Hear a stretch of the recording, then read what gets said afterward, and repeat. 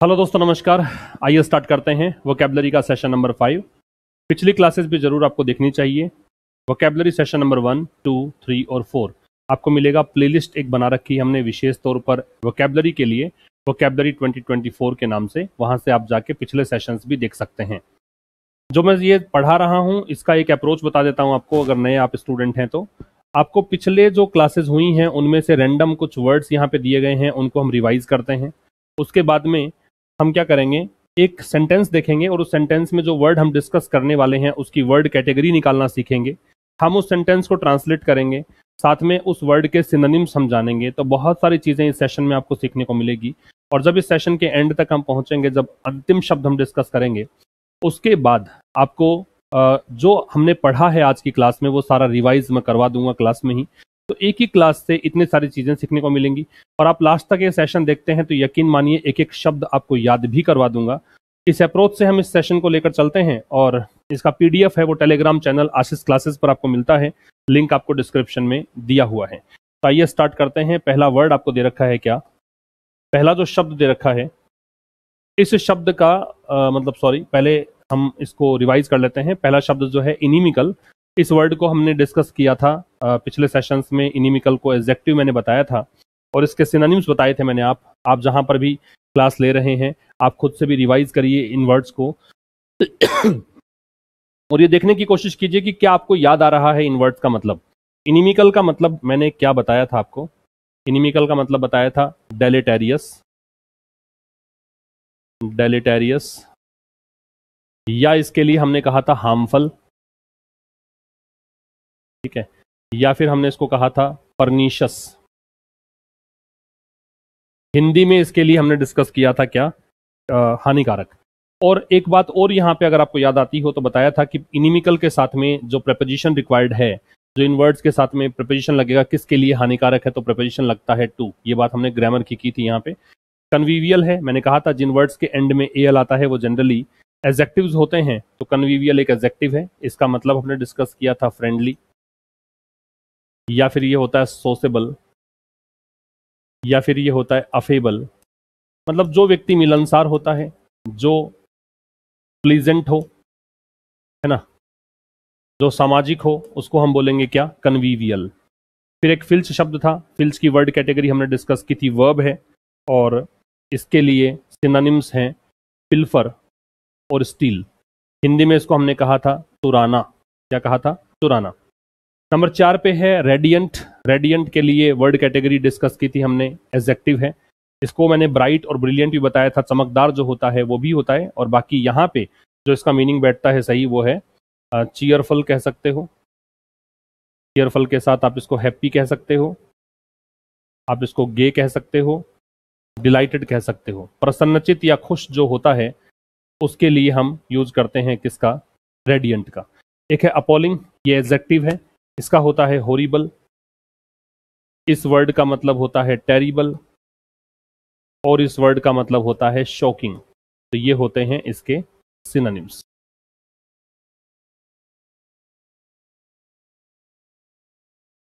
ठीक है, तो ये हमने 5 शब्द देखे जो पिछली क्लासेस में हो चुके थे। अब अगर आप नए हैं तो इसका स्क्रीनशॉट ले लीजिए ताकि आपको ये वर्ड्स तो मिल गए हैं एक साथ।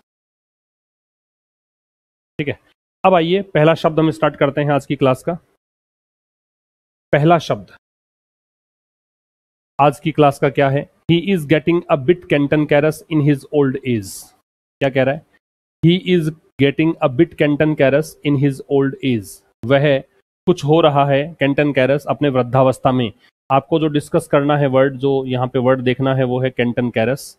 कैंटनकैरस की वर्ड कैटेगरी हमें निकालनी है। आप भी कोशिश कीजिए, जो अप्रोच मैंने बताई है पिछले सेशंस में उस अप्रोच से बढ़िए। कैंटनकैरस दोस्तों हैं एडजेक्टिव। क्यों है, 2 तरीके से बताता हूँ। एक तो यहाँ पे ये कैंटनकैरस इसलिए है क्योंकि OUS दे रखा है ना। दूसरा ये ही के लिए आ रहा है, प्रोनाउन के लिए आ रहा है, इस लिहाज से भी एडजेक्टिव है। और जिन वर्ड्स के एंड में OUS होता है वो भी एडजेक्टिव्स होते हैं। बात रही इसके मीनिंग की, तो कैंटनकैरस का मतलब होता है जो झगड़ालू व्यक्ति है उसे हम बोलते हैं कैंटनकैरस। तो क्वेरलसम एक सिनोनिम हो सकता है इसका। एक इसका सिनोनिम हो सकता है क्वेरलसम के स्थान पे आप कह सकते हो ग्रम्पी, जो चिड़चिड़ा है। ठीक है, इसके लिए आप इरिटेटिंग भी यूज कर सकते हो, इसके लिए आप बैड टेम्पर्ड भी यूज कर सकते हो। तो आम तौर पर झगड़ालू वही होता है जो बदमिजाज किस्म का व्यक्ति हो। तो इसको हिंदी में क्या कहेंगे? या तो कहेंगे झगड़ालू और या के कहेंगे बदमिजाज। ये इसके होंगे सिनोनिम्स। हिंदी में मतलब बता दिया मैंने, झगड़ालू या बदमिजाज। ये तो नोट डाउन करिए। और इसका सेंटेंस का फिर मीनिंग देखिए क्या है। He is getting a bit cantankerous in his old age. वह थोड़ा बहुत झगड़ालू या फिर बदमिजाज हो रहा है अपनी वृद्धावस्था में। ये इसका ट्रांसलेशन है, इसको नोट कर लीजिए। ठीक है, दूसरा शब्द देखिएगा। दूसरा शब्द है आपके सामने, it was a very naughty problem. क्या शब्द है? नोटी हमें देखना है, तो मैं यहां लिख देता हूं नोटी। नोटी की वर्ड कैटेगरी है एडजेक्टिव। क्यों है? क्योंकि इस प्रॉब्लम को मॉडिफाई कर रहा है। प्रॉब्लम है नाउन, नाउन का मॉडिफायर जो होता है वो एडजेक्टिव होता है। या यूं समझिए कि वेरी यहां पे एडवर्ब है, ये नाउन है, तो बीच में एडजेक्टिव आएगा। डिटरमिनर के हिसाब से भी आप देख सकते हैं इसको। तो नॉटी हो गया एडजेक्टिव। इसका मतलब होता है कॉम्प्लिकेटेड। क्या मतलब होगा? कॉम्प्लिकेटेड। या दोस्तों इसका मतलब होता है कॉम्प्लेक्स, या इसका मतलब होता है इंट्रिकेट। ठीक है, जटिल जो होता है उसको हम नोटी बोलते हैं, डिफिकल्ट भी कह सकते हो। जो मुश्किल हो, जटिल हो, उसके लिए हम यूज करते हैं क्या? नोटी। तो कठिन कहा जा सकता है या जटिल कहा जा सकता है, जटिल या कठिन। और क्या मतलब है? It was a very naughty problem. ये बहुत ही जटिल समस्या थी। इसको नोट डाउन करिए, यह बहुत ही जटिल समस्या थी, ये इसका मतलब हुआ। तीसरे शब्द में आएंगे।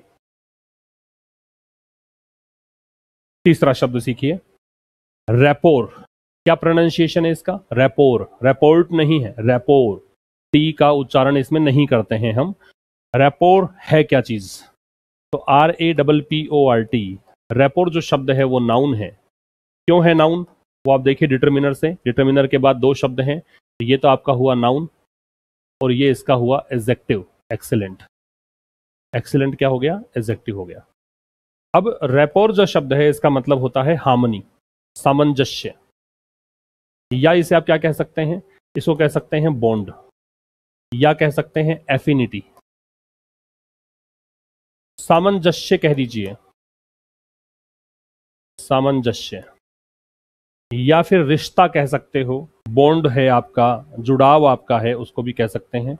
तो जुड़ाव, रिश्ता, ये भी हो सकता है। क्या मतलब हुआ? She has an excellent rapport with her staff. उसकी रिश्ता जो है, उसकी रिलेशनशिप, उसकी बॉन्डिंग, उसकी हार्मनी जो है अपने स्टाफ के साथ, वो बहुत ही उत्कृष्ट दर्जे की है, एक्सीलेंट है। तो रैपोर जो शब्द है ये हमने निकाला नाउन है, और इसका मतलब क्या होता है? बहुत ही सामंजस्य जो हो, या जुड़ाव हो, या फिर रिलेशनशिप हो, उसको बोलते हैं। ठीक है, नोट डाउन करिए। नेक्स्ट पे आएंगे रैम्पेज। ये जो शब्द है ये नाउन है। रैम्पेज क्या शब्द है? नाउन है। क्यों है नाउन?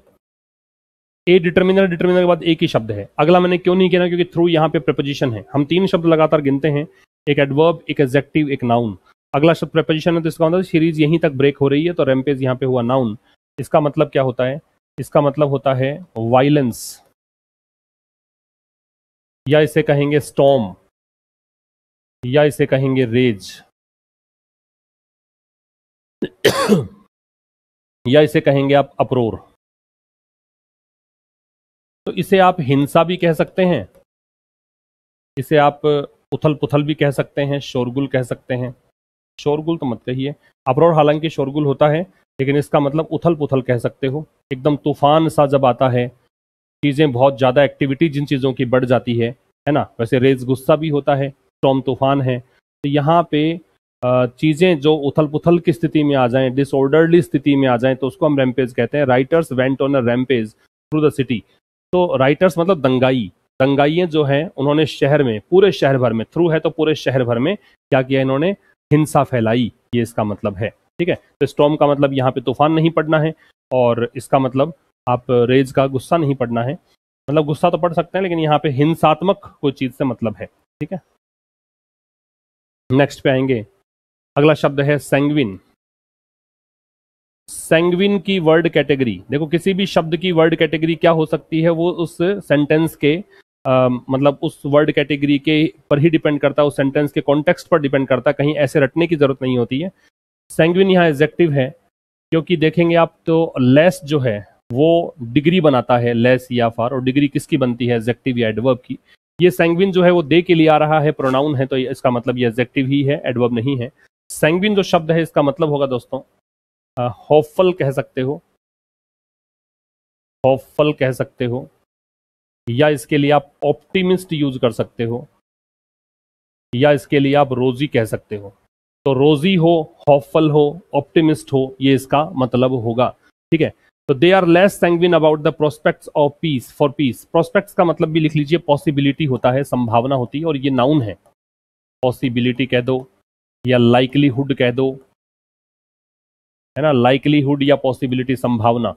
इसका मतलब ये है कि दे आर लेस सैंग्विन, की वो उनको थोड़ी आशा कम है, वो ऑप्टिमिस्टिक कम है, किसको लेकर, पीस के प्रोस्पेक्ट्स को लेकर, कि शांति स्थापित हो जाएगी, शांति की संभावना है, इस चीज को लेकर थोड़े से कम सैंग्विन है, कम ऑप्टिमिस्टिक है, कम आशावादी है, ये मतलब है। ठीक है, नोट डाउन कर लीजिए इसको।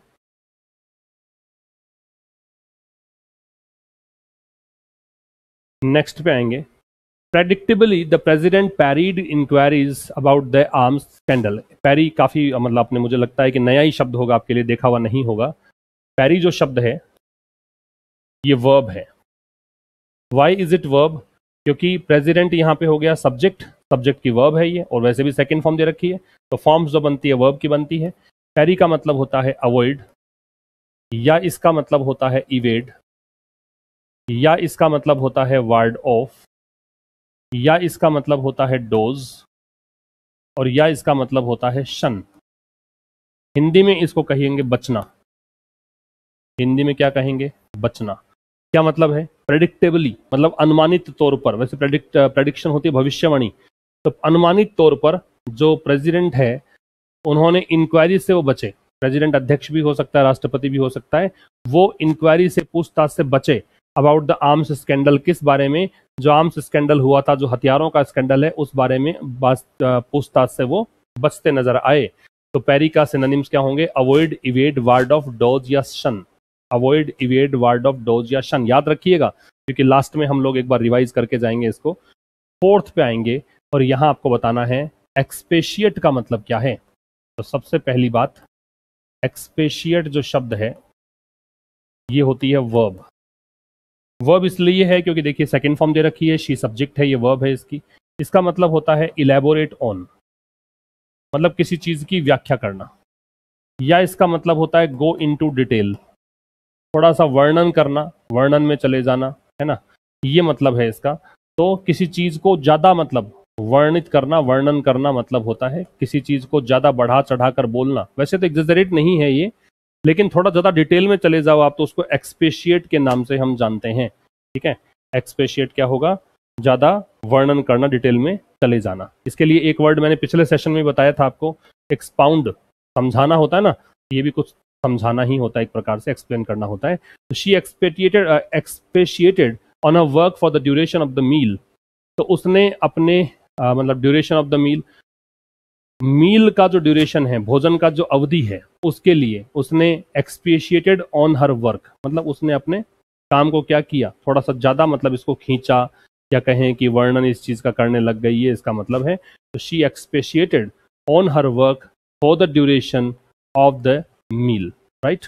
एक्सपेशिएट का मतलब elaborate on, go into detail, expound, मतलब ये एक प्रकार से समझाना है, बहुत ज्यादा वर्णन करना है, ये सब इसके मतलब होते हैं। नेक्स्ट में आएंगे, पॉसिटी का मतलब बताना है। पॉसिटी जो है वो नाउन है, दिख ही गया होगा आपको, क्योंकि यहाँ पे ए डिटर्मिनर दे रखा है, डिटर्मिनर के बाद में नाउन होगा। और पॉसिटी का मतलब होता है दोस्तों स्कैसिटी, या इसको कहेंगे आप डर्थ, या इसको कहेंगे शॉर्टेज। तो कमी या अभाव जो होता है, कमी या अभाव, ये होता है पॉसिटी। बहुत इंपॉर्टेंट वर्ड है, काफी बार पूछ लिया गया है परीक्षाओं में, अभी भी पूछ सकते हैं। क्या कह रहा है? There is a paucity of information, तो सूचनाओं की कमी है। किस चीज को लेकर? On the ingredients of many cosmetics, कि बहुत सारे जो कॉस्मेटिक्स हैं, जो सौंदर्य प्रसाधन सामग्री है, उसके इंग्रेडिएंट्स क्या होंगे, उसके घटक क्या होते हैं, क्या क्या चीजें उसमें मिली हुई होती है, इस पर इंफॉर्मेशन का अभाव है, उसकी कमी है, ये इसका मतलब है पॉसिटी का। तो क्या है? स्कैसिटी, डर्थ और शॉर्टेज। नोट डाउन करिए।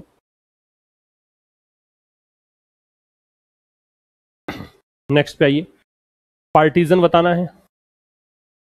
पार्टीजन है, वेरी दे रखा है, देखो वेरी डिटर्मिनर होता है, डिटर्मिनर सॉरी इंटेंसिफायर होता है, एडवर्ब होता है, तो ये एडजेक्टिव को मॉडिफाई कर रहा है, तो पार्टीजन यहाँ पे एडजेक्टिव है, क्योंकि ऑडियंस के बारे में है, ऑडियंस नाउन है और नाउन की विशेषता बताने वाला शब्द है वो एडजेक्टिव होता है। अगर आप एक एक शब्द मेरा सुनेंगे, अगर एक एक बात को नोट डाउन करेंगे, तो यकीन मानिए वोकैबुलरी इतनी अच्छे आपकी हो जाएगी कि आप कहीं भी कोई भी वर्ड अगर नहीं भी आएगा तो भी अंदाजा लगाना आप सीख जाओगे।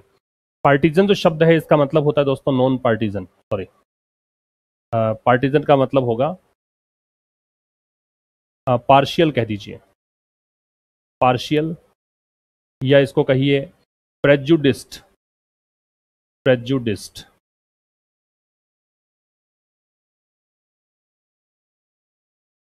या इसे कहिए वन साइडेड, मतलब एक प्रकार से पक्षपाती जो होता है, जो कट्टर होता है, किसी एक ही साइड का सपोर्ट करने वाला होता है, उसको हम बोलते हैं पार्टीजन। पार्शियल, प्रेजुडिस्ट, प्रेजुडिस्ट है और वन साइडेड है, ठीक है, ये इसके मतलब होते हैं। आपने एक और सुना होगा बायस्ड, वो भी ले सकते हैं यहाँ पे, बायस्ड भी हो सकता है। क्या कहना चाह रहा है? The audience was very partisan, जो ऑडियंस थी, दर्शक दीर्घा जो थी, वो एकदम पक्षपाती थी या फिर वन साइडेड थी, and refuse to listen to her speech, और उसने मना कर दिया ऑडियंस ने कि हम उसका स्पीच नहीं सुनेंगे, किसी और पार्टी के होंगे तो उसका स्पीच सुनने से इनकार कर दिया। तो पार्शियल, प्रेजुडिस्ड, वन साइडेड और बायस्ड। और एक शब्द और है आज का, वो है क्रॉनिक। क्रॉनिक की वर्ड कैटेगरी हम निकालें तो ये है एडजेक्टिव। क्रॉनिक क्या है? एडजेक्टिव है। क्यों है? क्योंकि देखो ए डिटर्मिनर है, दो शब्द दे रखे हैं, ये नाउन है तो ये एडजेक्टिव होगा। अब क्रॉनिक जो शब्द है इसका मतलब क्या होता है? इसका मतलब होता है कंटिन्यूअल, या इसका मतलब होता है परसिस्टेंट, मतलब काफी लंबे समय से चला आ रहा, काफी लंबे समय से चला आ रहा, दीर्घकालिक कह सकते हो। क्रॉनिक डिजीज होती है ना, दीर्घकालिक, कांस्टेंट भी हो सकता है इसका। दीर्घकालिक को बोलते हैं क्रॉनिक। क्या कह रहा है? There is a chronic shortage of housing in the city, तो शहर में काफी लंबे समय से कमी बनी हुई है किसकी? हाउसिंग की, घरों की। तो ये हमने 10 वर्ड डिस्कस किए। अब एक क्विक रिवीजन हम करते हैं, आप बताना कौन से वर्ड का क्या मतलब है। सबसे पहले तो हमने डिस्कस किए थे रिवीजन वाले पार्ट में, तो रिवीजन में इनिमिकल, मैंने कहा था 2 लगेगा। इनिमिकल का डेलेटेरियस होता है, हार्मफुल होता है, परनिशियस होता है। दूसरा शब्द है वो कन्वीवियल था, एडजेक्टिव था, एल एंडिंग वर्ड है इसलिए। कन्वीवियल का मतलब फ्रेंडली होता है, सोसेबल होता है, अफेबल होता है ना। फिर फिल्च शब्द था, फिल्च वर्ब है, पिल्फर या स्टील होता है, चुराना। रेडियंट है वो एडजेक्टिव है, ब्रिलियंट ब्राइट भी होता है और इसका मतलब गे, चीयरफुल, हैप्पी, डिलाइटेड ये भी होते हैं, खुश, प्रसन्नचित को बोलते हैं। अपॉलिंग एडजेक्टिव है, टेरिबल, हॉरिबल, शॉकिंग इसके सिनोनिम्स थे, ये एडजेक्टिव था। फिर आज की क्लास का हमने पहला वर्ड डिस्कस किया था कैंटन कैरस। कैंटन कैरस का मतलब मैंने कहा था OUS है तो एडजेक्टिव है, इसका मतलब क्वेरलसम होता है, इसका मतलब ग्रम्पी होता है, इरिटेबल होता है, तो चिड़चिड़ा व्यक्ति हो या झगड़ालू हो उसको हम बोलते हैं कैंटन कैरस। दूसरा शब्द था नॉटी, ये एडजेक्टिव है। नॉटी का मतलब डिफिकल्ट बताया मैंने, इंट्रिकेट बताया, कॉम्प्लेक्स बताया, कॉम्प्लिकेटेड बताया, जटिल हो, कठिन हो, उसको बोलेंगे नॉटी। अगला शब्द था रैपर, मैंने कहा था इसका प्रोनाउंसिएशन रैपर है, इसमें टी का उच्चारण नहीं होता है, नाउन है ये शब्द और इसका मतलब हार्मनी होता है, एफिनिटी होता है, बॉन्ड होता है, रिलेशनशिप होती है, सामंजस्य, बॉन्डिंग, रिश्ता, ये सब इसका मतलब है। फिर इसके बाद पढ़ा रैम्पेज, ये एक रैम्पेज है वो नाउन है क्योंकि डिटर्मिनर के बाद दे रखा है। रैम्पेज का मतलब वायलेंस होता है, रैम्पेज का मतलब स्टॉर्म होता है, रेज होता है, ठीक है। इसके बाद हमने डिस्कस किया वर्ड सैंग्विन, सैंग्विन जो है वो एडजेक्टिव है, इसका ऑप्टिमिस्ट, रोजी या फिर होपफुल हो सकता है, आशा मतलब आशावादी जो व्यक्ति हो उसको बोलते हैं सैंग्विन। फिर था पैरी, पैरी एक वर्ब है, पैरी का हमने देखा डोज होता है, शन होता है, वार्ड ऑफ होता है या फिर अवॉइड होता है, इवेड होता है, बचना इसको कह सकते हैं। फिर अगला वर्ड हमने देखा एक्सपेशिएट, ये एक वर्ब है, इसका मतलब डिटेल में कोई चीज़ की बात करना होता है, गो इनटू डिटेल कह सकते हो या एक्सपाउंड इसको कह सकते हो या आप इसको इलेबोरेट ऑन कह सकते हो, है ना। ये होता है व्याख्या करना, कोई चीज़ को ज़्यादा गहराई में लेकर जाना, उसको बोलते हैं। फिर इसका बात कर रहा है कि देयर इज अ पॉसिटी, पॉसिटी जो है वो नाउन है, नाउन इसका शॉर्टेज होता है, स्कैसिटी होता है, डर्थ होता है, ये सब इसके सिनोनिम्स हैं। और फिर है पार्टीजन, पार्टीजन एक एडजेक्टिव है, पार्टीजन का मतलब होता है क्या? पार्टिजन को हम कह सकते हैं जो लॉयल हो, वन साइडेड हो, मतलब एक साइडेड तो लॉयल ही होता है, वैसे कट्टर होता है ये, तो वन साइडेड हो सकता है, प्रेजुडिस्ड हो सकता है, पार्शियल इसका हो सकता है ना, बायस्ड हो सकता है। और एक वर्ड हमने डिस्कस किया क्रॉनिक। क्रॉनिक एक एडजेक्टिव है और क्रॉनिक का मतलब होता है जो काफी लंबे समय चला आ रहा हो, तो इसके लिए हम कंटिन्यूअल वर्ड का यूज कर सकते हैं, परसिस्टेंट कह सकते हैं, ठीक है, या फिर इसके लिए हम कांस्टेंट शब्द का यूज कर सकते हैं, दीर्घकालिक को कहा जाता है। ठीक है दोस्तों, सेशन नंबर 5, बस आपकी एक जिम्मेदारी है कि आप इसको मैक्सिमम शेयर करें। मैं वोकैब का सेशन कंटिन्यूस चैनल पर करने वाला हूं, एक फिक्स समय पर।